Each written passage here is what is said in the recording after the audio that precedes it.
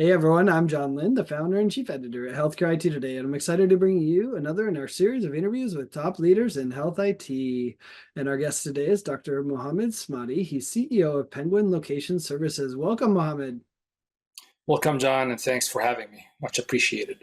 Yeah, excited to dive into a topic that I don't think gets enough attention in health IT, and I think it's beautiful. It's like the solution meant for healthcare. But before we go there, tell us a little bit about yourself and Penguin Location Services. Sure. My name is Mohammed Smadi. I'm CEO of Penguin Location Services. I am engineer by education and training and CEO by necessity. Penguin Location Services is building cost-effective indoor positioning solutions to enable every healthcare organization with location services and the data resulting from its application. That's great. Yeah, like I said, I think RTLS, these location-based services are just meant for healthcare. I think for a while it was cost was an issue, but anyway, we'll dive into some of those topics today. But before we go there, you work in a number of different industries. Are there some location lessons you can bring from other industries to healthcare? Uh, that is a good question. At Penguin Location Services, PLS, or Penguin, our objective is to bring indoor positioning, or RTLS, for every desiring healthcare enterprise. And to do so, we need to draw on some lessons from the past and different industries, such as Wi-Fi. I worked quite a bit with the Wi-Fi Alliance and with the IEEE 82.11 on Wi-Fi projects. In Wi-Fi, we know it today as the wireless protocol, allowing us to have internet on our laptops. But before then, it was a proprietary protocol where every producer would have their own protocol, and a kit would set you back $1,000 because interoperability was not available, and hardware was produced in small quantities, and that created many silos, and there were no economies of scale to leverage. But then the Wi-Fi Alliance came along, and they started doing interoperability testing, and the industry just took off because of all the economies of scale. And we believe that in order for RTLS to become ubiquitous and widely spread and widely used, the industry needs to have a standard. And today, we're lucky to see BLE 5.1 available and many producers of different pieces of hardware available, which is resulting in economies of scale, and the cost of the infrastructure and the deployment is going down. This is really an inflection point for the RTLS industry, at least in our opinion. Yeah, no, I agree. I think before only the rich could have it. I guess you could say, the Mayo Clinics of the world that have plenty of cash to spend on something. Many of the other healthcare organizations were like, great, but we're not Mayo or whoever it might be. So I think there has been that change, but RTLS has been around for a while. There's a number of solutions on the market. What do you think makes Penguin unique compared to these other RTLS solutions in healthcare? I think it's the philosophy, the approach, and the technical implementation that we've decided to pursue. From a philosophy perspective, we believe that every aspiring healthcare enterprise that wants it should be able to afford it. The approach is to leverage standard hardware, nothing esoteric, nothing locked in, and basically piggyback on the economies of scale of an existing industry. And what better than the BLE radio? I mean, there are 4.5 billion BLE radios shipped today. Every car has it, every headset has it, every wearable has it. And today it's untouchable. Maybe the one radio that really beats it, it's passive RFID. But other than that, from an active radio perspective, it's fairly cost effective. It's extremely cost effective. We're talking about the BLE devices that can live for 8 and 10 years, operating off batteries. This has enabled RTLS with access to very affordable hardware, so the investment in infrastructure should be much lower and the ROI should go higher. Now, the challenge has been satisfying specific or healthcare specific requirements, such as room level accuracy. And with the old BLE standards like BLE 4.0 and 5.0, there wasn't enough information in the signal to allow for accuracy within to satisfy these use cases. With BLE 5.1, we at Penguin have identified a technical approach, an algorithm really, that allows us to leverage pretty much every piece of information that is available for us, not just the radio information, but the map information, the user behavior information, the asset behavior information, all together to be able to achieve that, that accuracy at scale and at cost. That's a big change. And I think that is the evolution that we're seeing in healthcare. You know, one of the things that kind of blew me away when I was looking at Penguin Location Services before the interview was the breadth of options you had available for a healthcare organization to be able to utilize RTLS. What would you say are some of the more popular ways you see healthcare organizations using location services? Like, is there a gateway drug to RTLS that you're like, everyone should be doing this because it's a no-brainer?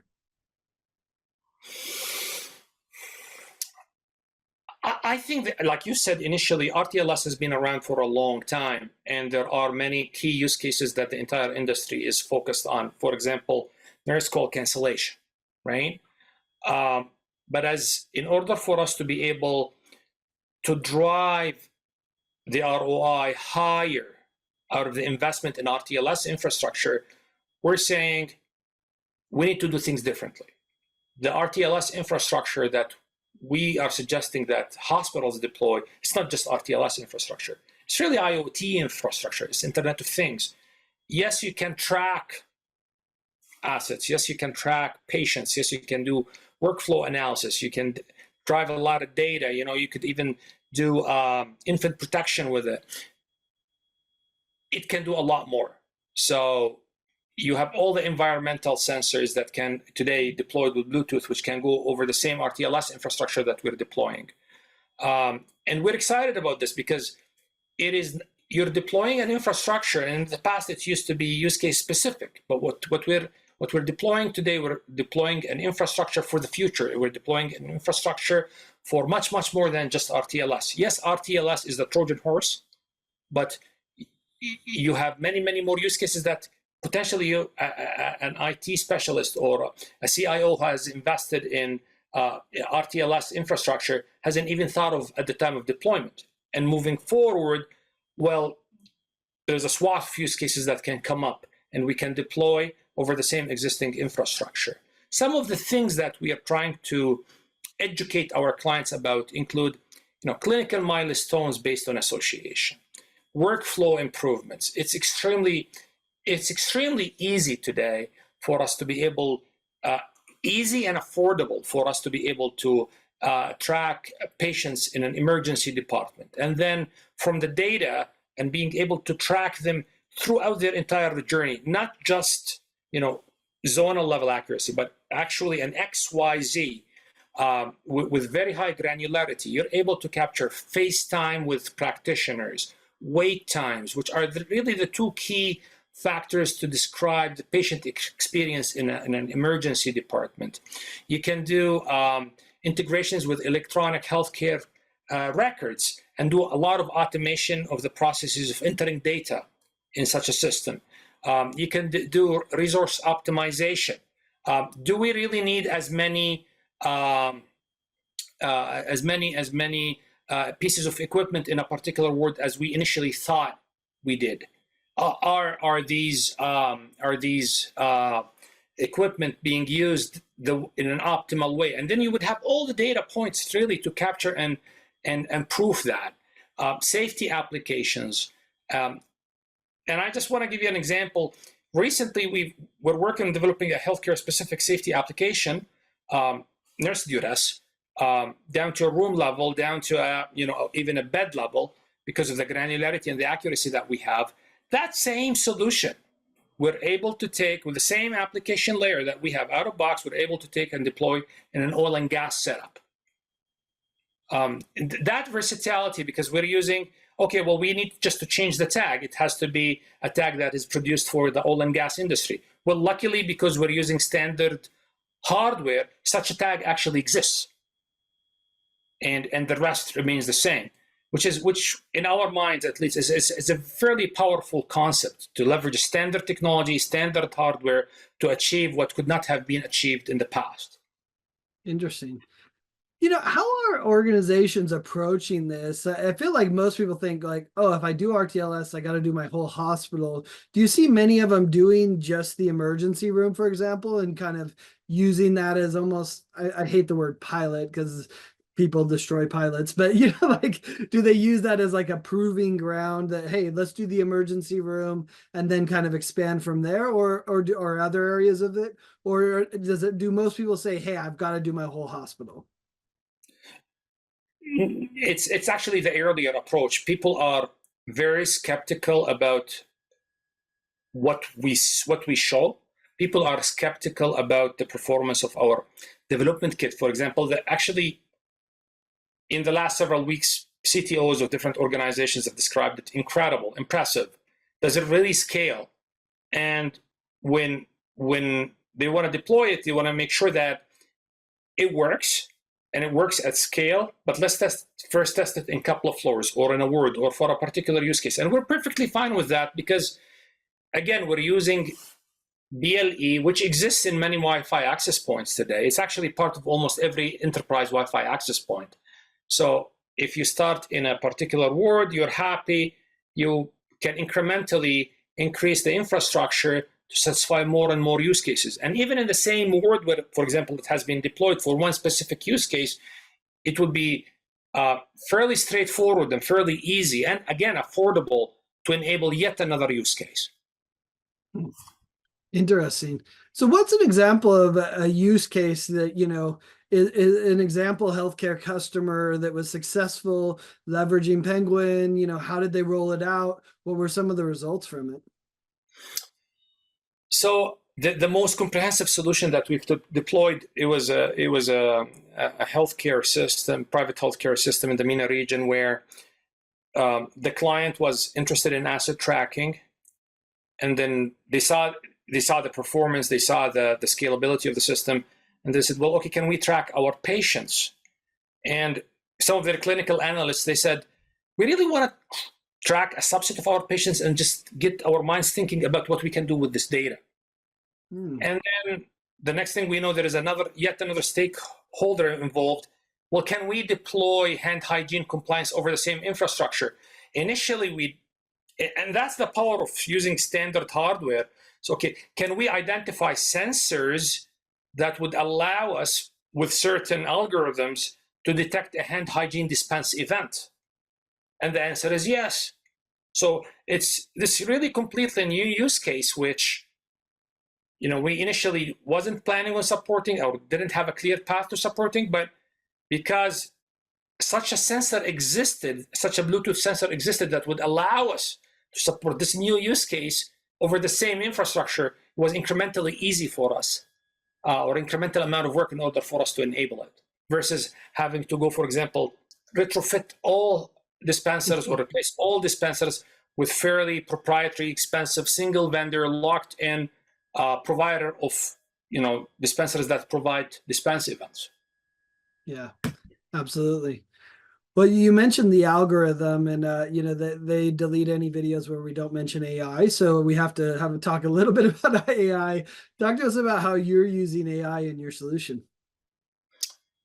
So we use, again, standard BLE 5.1, and the entire industry has been barking up the angle of arrival tree, which the most common algorithm there is the multiple signal classification using music algorithm, where we're trying to identify the angle coming from one antenna, or the angle of the tag's transmission to one particular antenna. And then if we know the angle with respect to one antenna, and then or two antennas, you take the intersection, and that widget represents the location estimate.